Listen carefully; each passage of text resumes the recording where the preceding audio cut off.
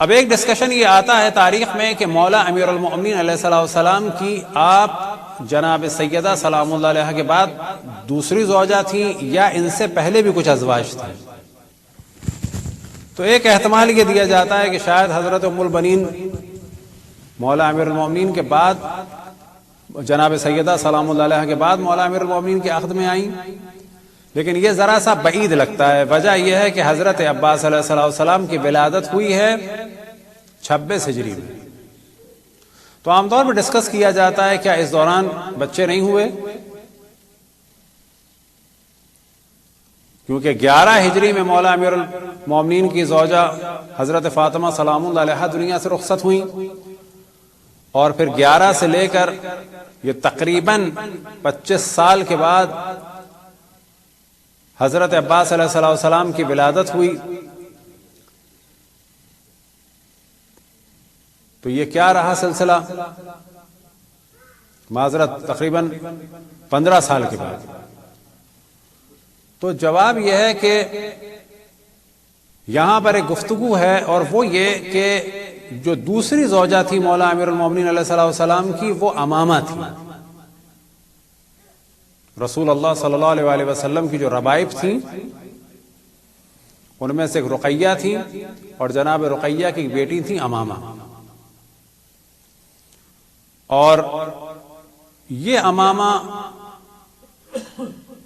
بچوں سے بہت زیادہ محبت کرتی تھیں، لہذا جناب سیدہ سلام اللہ علیہا کی وصیتوں میں سے ایک وصیت تھی کہ میرے بعد آپ امامہ سے شادی کیجیے۔ لہذا یہ احتمال بہت زیادہ قوی ہے کہ جو پہلی زوجہ تھی جناب سیدہ سلام اللہ علیہا کے بعد وہ جناب امامہ تھی، نہ کہ جناب حضرت فاطمہ کلابیہ۔ اور اسی طرح سے ان کے بعد والی جو زوجہ ہیں ان کے بارے میں بھی احتمال دیا جاتا ہے کہ وہ بھی حضرت فاطمہ کلابیہ سے پہلے تھیں، اور وہ تھی جناب خولہ، کہ جن کا لقب تھا حنفیہ،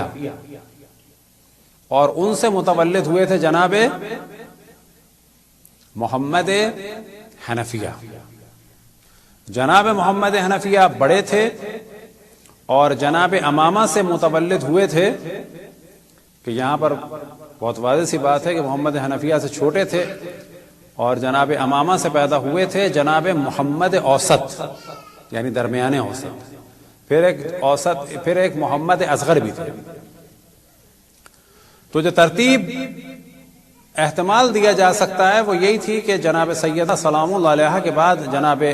امامہ سلام اللہ علیہا سے شادی ہوئی، اور جناب امامہ کے بعد شاید جناب خولہ سے ہوئی، اور جناب خولہ کے بعد جناب حضرت فاطمہ کلابیہ سے، یعنی حضرت ام البنین سلام اللہ علیہا سے عقد مبارک ہوا مولا امیر المؤمنین اسد اللہ غالب لکل غالب علی ابن ابی طالب کا۔ صلوات پڑھیں پر محمد والے۔